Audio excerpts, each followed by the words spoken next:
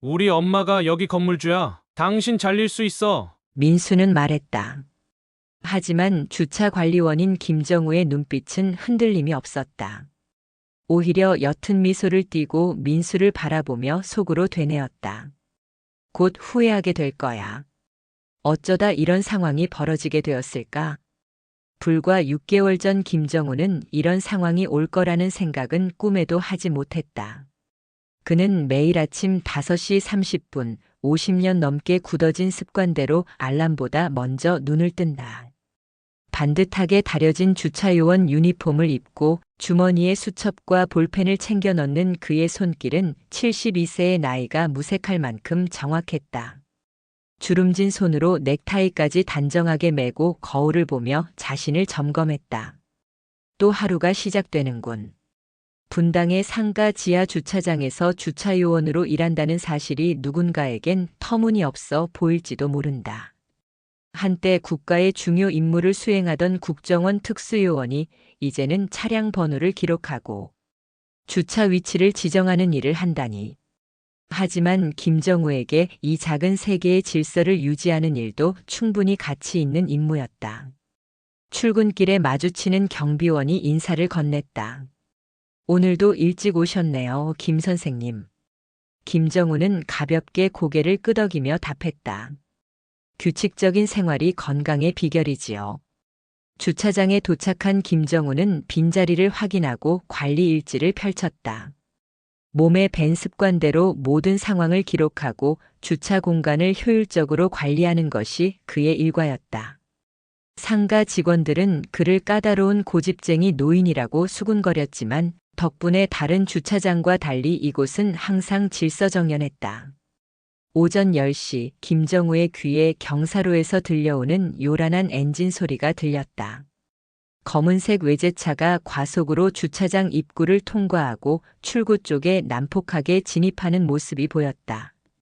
김정우는 손을 들어 정지 신호를 보냈다. 저쪽으로 주차해 주셔야 합니다. 여기는 출구 구역입니다. 하지만 차에서 내린 젊은 남자는 김정우의 말을 완전히 무시했다. 오히려 먼저 도착한 여자친구에게 손짓해 주차 자리를 맞게 한 뒤 김정우를 향해 거만한 표정을 지었다. 비싼 옷차림에 콧대 높은 자세가 상가에서 흔히 볼 수 있는 젊은이들과는 달랐다. 우리 엄마가 여기 건물주야.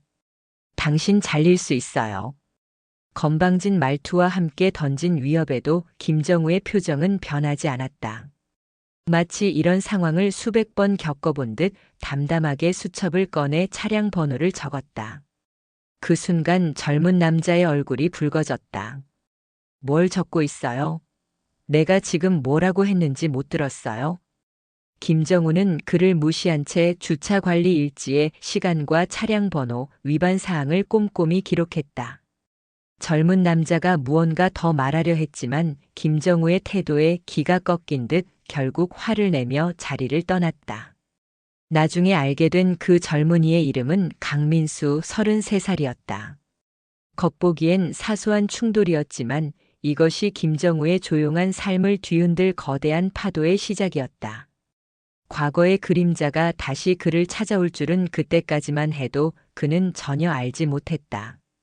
새벽 5시 김정우는 여느 때와 다름없이 주택가 공원에서 몸을 단련하고 있었다.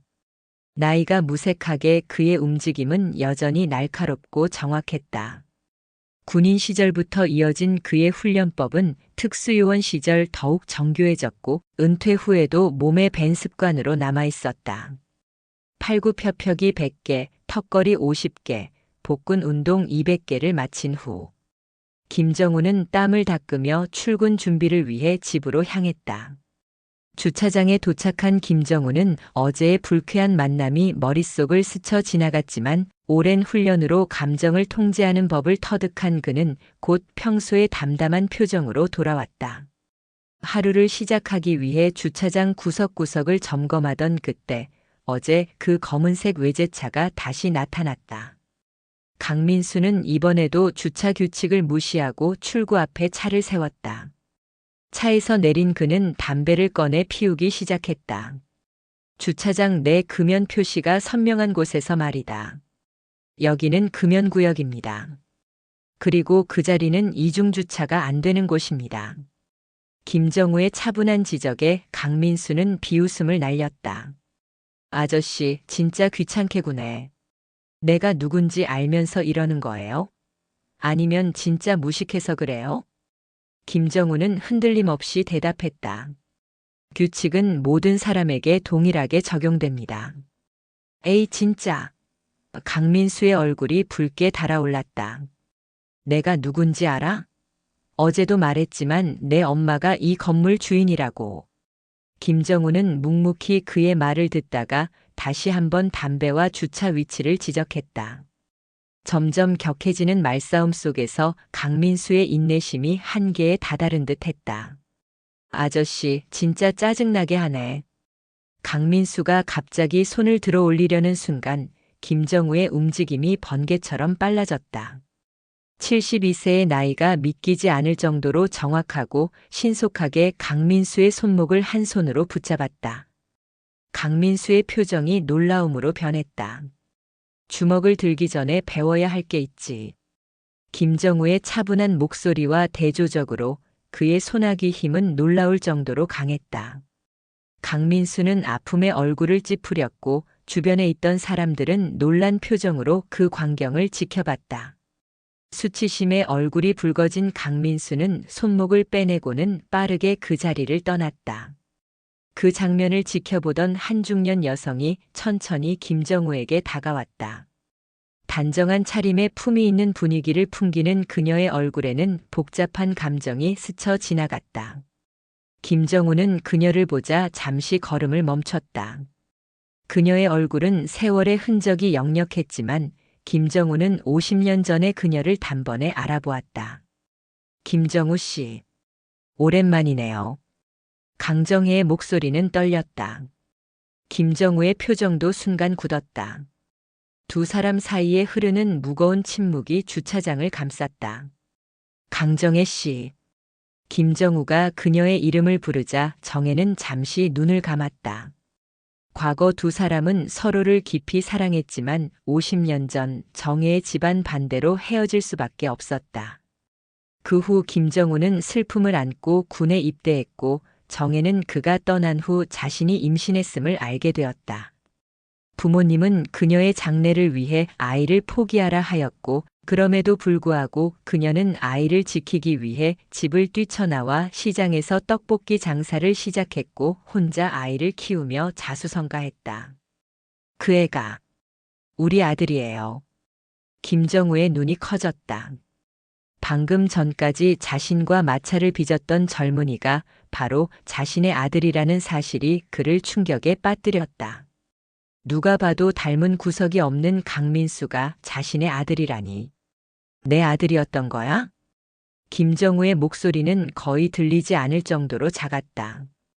그의 눈에 맺힌 눈물을 정혜는 보지 못했다. 그녀도 고개를 숙인 채 자신의 감정을 추스르고 있었다. 주차장 구석에 있는 작은 관리실로 강정혜가 김정우를 이끌었다. 오랜만에 만난 두 사람 사이에는 50년이라는 시간의 벽이 무겁게 드리워져 있었다. 강정혜는 의자에 앉아 깊은 숨을 내쉬었고 김정우는 그녀의 맞은편에 조용히 자리했다. 창문 너머로 들어오는 햇살이 그들의 주름진 얼굴을 비추었다. 아직도 안 변했네요. 그 강직한 성격이. 강정혜의 목소리에는 쓸쓸함과 그리움이 섞여 있었다. 김정우는 무슨 말을 해야 할지 몰라 침묵했다. 30년이 넘게 모르고 살았던 자신의 아들이 바로 오늘 아침 자신과 충돌했던 그 젊은이라니. 그의 마음은 혼란스러움으로 가득했다. 강정혜는 테이블 위에 놓인 물컵을 만지작거리며 조용히 입을 열었다. 민수, 나도 안 돼요. 돈이 있어도 사랑을 줘도 말이 안 통해요. 당신이 저 아이 좀 사람 만들어줘요. 김정우의 눈이 커졌다. 그는 어떻게 반응해야 할지 몰라 그저 강정혜의 얼굴을 바라볼 뿐이었다. 철없고 버릇없는 아이로 키워서 미안해요. 강정혜의 목소리가 떨렸다. 어릴 때는 그래도 말을 잘 들었는데 나이만 먹고 철은 들지 않았어요. 이제는 나를 존중하지도 않고 돈만 뜯어갑니다. 친구들과 어울려 위험한 일에 손을 뻗치는 것 같아 밤마다 걱정이에요. 강정혜의 눈에 눈물이 맺혔다. 그녀는 떨리는 손으로 눈물을 닦았다. 이젠 나도 무서워요. 김정우는 그녀의 고통을 느낄 수 있었다. 한 여자가 혼자서 아이를 키우며 겪었을 힘든 세월이 그녀의 주름진 얼굴에 고스란히 새겨져 있었다. 그는 가슴 한편에서 미안함과 후회가 밀려오는 것을 느꼈다. 자신이 그녀 곁에 있었다면, 아들 곁에 있었다면 어땠을까 하는 생각이 스쳐 지나갔다. 자세히 말해줘요. 민수는 어떤 아이였나요? 김정우가 조심스럽게 물었다. 강정혜는 한숨을 쉬며 아들의 이야기를 시작했다. 어릴 적 총명했던 민수, 사람들 앞에서 당당했던 민수. 하지만 아버지 없이 자라면서 점점 방황하게 된 민수의 이야기를. 그녀의 말을 들으며 김정우는 가슴이 아파왔다. 자신이 알지 못했던 아들의 살. 참여하지 못했던 순간들이 그의 마음 깊은 곳을 찔렀다. 내가 어떻게 도울 수 있을까요? 김정우는 조용히 물었다. 강정혜는 잠시 생각에 잠기더니 김정우의 눈을 똑바로 바라보았다. 민수에게 친아버지라고 밝히진 마세요. 지금 그 아이 상태로는 받아들이기 힘들 겁니다. 그저 그 아이 곁에서 좀 지켜봐 주세요. 당신은 항상 올바른 사람이었으니까요. 김정우는 천천히 고개를 끄덕였다. 갑자기 찾아온 아버지라는 사실보다 먼저 아들의 삶에 조용히 스며드는 것이 옳다고 생각했다. 그는 마음속으로 결심했다. 그의 곁을 지키는 건 지금부터 내 몫이다. 김정우는 며칠 동안 주차장 CCTV 모니터실에서 더 많은 시간을 보내기 시작했다. 건물 관리인은 처음엔 의아해했지만 주차장의 질서가 더 좋아진다는 것을 깨닫고는 더 이상 묻지 않았다.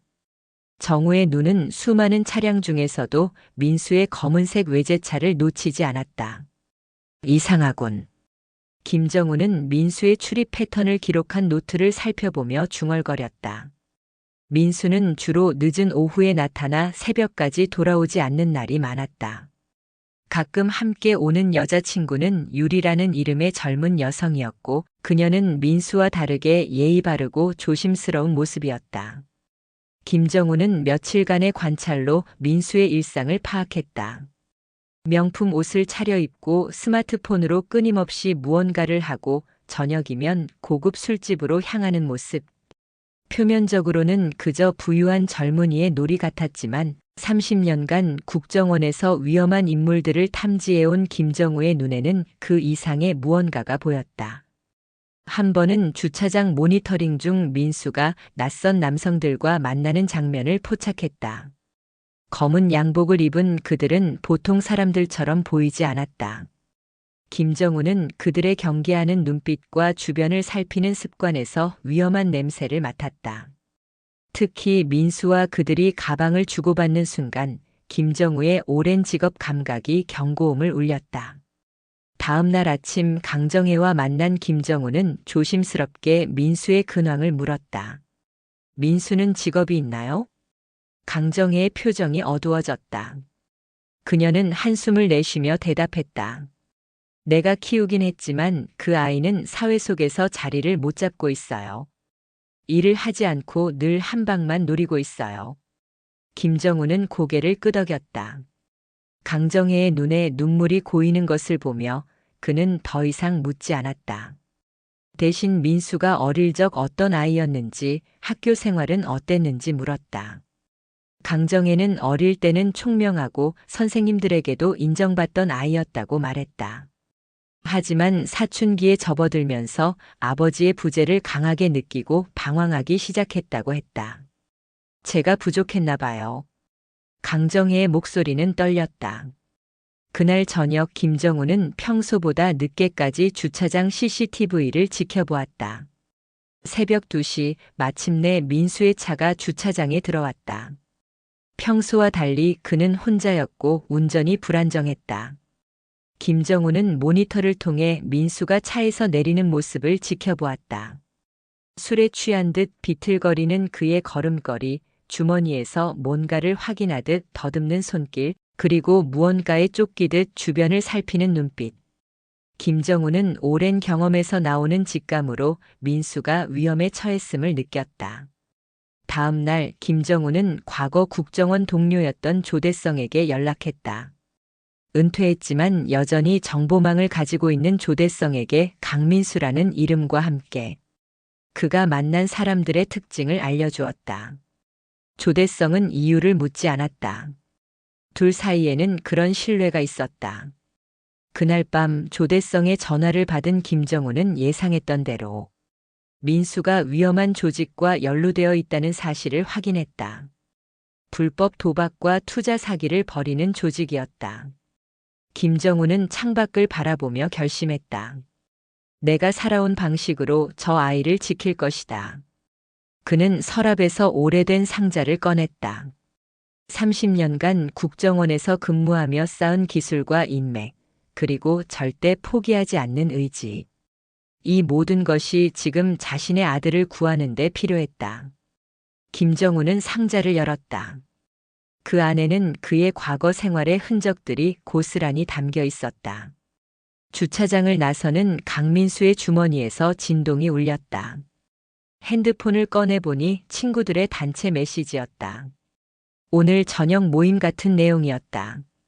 예전 같았으면 바로 달려갔겠지만 요즘엔 일이 바쁘다는 핑계로 참석을 거절했다. 하지만 진짜 이유는 따로 있었다. 최근 몇 주 동안 강민수는 수입원이 생겼다. 예전에 알던 형들이 소개해준 투자 대행 일이었다. 처음에는 단순히 계좌를 빌려주고 수수료를 받는 정도였으나 점점 규모가 커져갔다. 덕분에 강민수의 지갑은 두툼해졌고 백화점에서 최신 휴대폰을 사고 명품 옷도 몇 벌 구입했다. 친구들은 다시 그의 주변으로 모여들었다. 역시 민수 형은 한방 있어. 친구들의 칭찬에 강민수는 괜히 어깨가 으쓱해졌다. 하지만 모두가 그의 갑작스러운 변화를 반기는 것은 아니었다. 여자친구 유리는 점점 얼굴에 근심이 깊어갔다. 그날 저녁 유리는 강민수를 한적한 카페로 불렀다. 창가 자리에 앉은 유리의 표정이 심상치 않았다. 민수야, 너 요즘 무슨 일 하는 거야? 유리의 목소리는 조용했지만 단호했다. 강민수는 가볍게 대답했다. 투자 대행. 형들하고 연결된 시스템이야. 유리의 표정은 더 어두워졌다. 그 시스템이 합법적이라는 보장은 있어? 갑자기 신경이 거슬렸다. 왜 다들 그가 조금만 잘 살려고 하면 의심의 눈초리를 보내는 걸까? 나도 이제 좀 잘 살고 싶어. 엄마한테 돈 달라고 하는 것도 지겹고. 너야말로 나 좀 믿어주면 안 돼? 강민수의 목소리가 높아졌다. 유리는 한참 동안 그를 바라보다가 조용히 말했다. 나는 널 믿는데 내가 지금 믿고 있는 사람들이 무서워. 그 말에 강민수의 표정이 굳었다. 강민수는 자리를 박차고 나갔다. 더 이상 듣고 싶지 않았다. 그날 밤 강민수는 처음으로 혼자 술을 마셨다. 한 잔, 두 잔. 어느새 병이 비워졌다. 머릿속은 복잡했다. 유리의 말, 어머니의 걱정스러운 표정이 번갈아 떠올랐다. 취기가 오르자 괜히 눈물이 나왔다. 비틀거리며 집에 돌아온 강민수는 옷을 갈아입으려던 중 옷장에서 꺼낸 고급 재킷 안쪽 주머니에서 종이 한 장을 발견했다. 내일 밤 11시 강남역 12번 출구. 이번에는 검은 가방을 줄 테니 그 안에 돈을 아래 계좌에 무통장 입금 바람. 그리고 그 아래 계좌번호와 금액이 적혀 있었다. 손에 든 종이를 바라보며 강민수는 한참을 망설였다. 이게 과연 합법적인 일일까? 유리의 걱정이 맞는 걸까? 찢어버리고 싶은 마음도 있었지만 그동안 받은 돈들이 떠올랐다. 이제 와서 빠져나올 수 있을까? 결국 다음 날 강민수는 약속 시간보다 조금 일찍 강남역에 도착했다. 주변을 살피는 그의 모습이 마치 범죄자 같았다. 어쩌면 정말 그런지도 모르겠다는 생각이 들었다. 하지만 이미 발을 들인 일 한 번만 더 하고 그만두자고 스스로를 달랬다. 늦은 밤 검은 정장을 입은 남자가 다가왔다.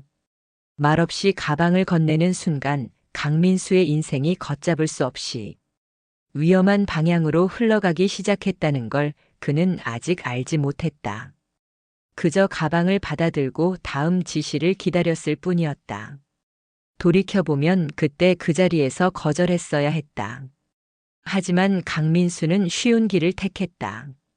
그는 지시대로 가방 속 돈을 받아 은행 CD기에 지정된 계좌로 입금했다. 그러나 이제 와서 깨달았다. 이 모든 것이 불법 자금 세탁이었고 그는 모든 증거가 자신을 향하도록 설계된 덫에 걸려든 것이었다. 돈을 입금한 뒤 은행 CD기 지점을 나오자마자 아까 가방을 준 남자가 다가왔다. 넌 이제 쓸모가 없어. 입 다물고 사라져. 검은 양복을 입은 남자의 차가운 목소리가 그의 귀에 울렸다. 민수는 차에 강제로 태워져 한적한 지역의 폐창고로 끌려왔다. 그의 손목은 플라스틱 케이블 타이로 묶여 있었고 공포감이 전신을 엄습했다. 이제 자신이 어떻게 될지 그는 너무 잘 알고 있었다. 제발 난 아무것도 몰라요. 시키는 대로만 했어요. 민수의 목소리는 떨렸다. 양복 입은 남자 중 하나가 웃으며 그의 뺨을 가볍게 두드렸다. 그래, 내가 아무것도 모른다는 게 우리한테는 좋은 일이지. 경찰이 조사하면 모든 혐의는 내가 뒤집어 쓰게 될 거야. 한편 강정혜는 아들이 연락이 두절되자 김정우에게 다급히 전화했다. 정우 씨, 민수가 어제부터 연락이 안 돼요. 전화기도 꺼져 있어요. 김정우는 즉시 조대성에게 연락했다. 강민수의 마지막 위치 추적해줘. 관련 CCTV 영상도 필요해. 조대성은 오랜 우정에 대한 보답으로 빠르게 정보를 모았다. 어제 저녁 민수의 휴대폰 신호가 마지막으로 잡힌 곳, 그리고 그 주변 CCTV에 찍힌 검은색 세단의 행방을 추적했다. 김정우는 국정원 시절의 감각을 되살려 차량의 이동 경로, 시간 간격, 그리고 가능한 목적지를 분석했다. 도시 외곽의 공장지대. 문을 잠근 폐창고가 3군데 있어. 김정우는 지도를 펼쳐놓고 가장 가능성 높은 위치를 표시했다. 그는 서랍에서 오래된 권총을 꺼내 확인했다. 은퇴했지만 그는 여전히 합법적인 소지 허가를 갖고 있었다. 폐창고 주변에 도착한 김정우는 자신의 직감이 틀리지 않았음을 확인했다. 검은색 세단이 건물 뒤편에 주차되어 있었다. 그는 과거 특수요원 시절의 침투 기술을 되살려 지하 출입로를 통해 창고 안으로 들어갔다. 창고 안에서 민수는 의자에 묶인 채 공포에 떨고 있었다. 남자들은 그의 주변을 돌며 위협했다. 이제 곧 모든 게 끝나겠군. 그때 창고 한쪽에서 갑자기 전기가 나갔다. 남자들이 놀라 그쪽을 향해 총을 겨눴다. 순간적인 혼란 속에서 김정우는 그림자처럼 움직이며 한 명씩 제 앞에 나갔다. 72세의 나이가 믿기지 않는 정확성과 판단력으로 그는 모든 적을 무력화시켰다. 마지막 남자가 쓰러지자 김정우는 민수에게 다가가 묶인 손을 풀어주었다. 공포와 혼란에 빠진 민수의 눈에는 방금 전 벌어진 일을 이해할 수 없다는 표정이 역력했다. 넌 지금부터 나만 따라와. 아무 말도 하지 말고. 김정우의 단호한 목소리에 민수는 알 수 없는 안정감을 느꼈다. 그는 주차장에 까다로운 노인이 자신을 구하러 왔다는 사실이 믿기지 않았다. 왜 나를? 민수의 물음에 김정우는 말없이 그의 어깨를 토닥였다. 그 순간 민수의 눈에 눈물이 고였다. 자신이 얼마나 큰 위험에 처했는지, 그리고 이 낯선 노인이 얼마나 큰 위험을 감수하고 자신을 구했는지를 비로소 깨달았다. 가자. 여기 오래 있을 수 없어. 김정우는 민수를 창고 밖으로 이끌었다. 그의 손길은 단단했지만 따뜻했다. 마치 오래전부터 민수를 지켜온 사람처럼. 두 사람은 말없이 창고를 빠져나왔다. 김정우의 차에 오른 민수는 여전히 혼란스러운 표정으로 그를 바라봤다. 김정우는 집중한 채 운전대를 잡았다. 아직 모든 것이 끝난 것은 아니었다. 민수를 완전히 이 상황에서 빼내기 위해서는 더 많은 일을 해야 했다. 병원 침대에서 민수는 천천히 눈을 떴다. 희미한 햇살이 커튼 사이로 비치고 있었고 그의 팔에는 링거가 꽂혀 있었다. 그는 폐창고에서의 일들을 천천히 떠올렸다. 위험한 남자들에게 둘러싸여 있었던 공포, 그리고 갑자기 나타나 자신을 구해준 그 노인 주차 요원. 꿈이었을까 싶었지만 몸의 통증이 그것이 현실이었음을 일깨웠다. 병실 문이 열리고 강정혜가 피곤한 얼굴로 들어왔다. 그녀의 눈은 붉게 충혈되어 있었고 밤새 잠을 이루지 못한 듯 했다. 아들이 깨어난 것을 보자 강정혜의 얼굴에 안도감이 스쳤다. 민수야, 정신이 들었니? 강정혜는 민수의 침대 옆에 앉아 그의 손을 꼭 잡았다. 그녀의 손은 따뜻했지만 떨리고 있었다. 어머니, 나 어떻게 된 거예요? 그 노인, 그 주차 요원이. 민수의 말에 강정혜의 눈에 눈물이 고였다. 그녀는 오랫동안 숨겨왔던 비밀을 더 이상 감출 수 없다는 것을 깨달았다. 깊은 숨을 내쉰 강정혜는 떨리는 목소리로 말했다. 내 아버지, 김정우 씨야. 그분이 널 구했어. 민수의 눈이 크게 떠졌다. 그의 머릿속이 하얘지는 것 같았다. 자신이 그토록 무시하고 깔보았던 주차 요원이 자신의 아버지라니. 그는 믿을 수 없다는 듯 입을 벌렸지만 아무 말도 나오지 않았다. 강정혜는 민수에게 모든 것을 이야기했다. 50년 전의 사랑, 헤어짐. 그리고 혼자서 아들을 키워온 세월. 또한 최근에 김정우를 우연히 만나게 된 일. 그리고 김정우가 아들의 위험을 감지하고 구해준 일까지.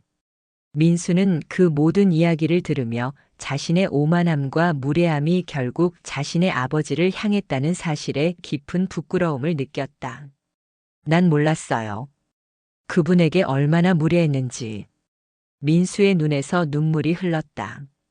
지금까지의 그의 삶, 허세와 오만함으로 가득 찬 삶이 얼마나 공허했는지를 깨달았다. 그리고 자신을 구하기 위해 목숨을 걸고 달려온 아버지의 모습이 떠올랐다. 지금 어디 계세요?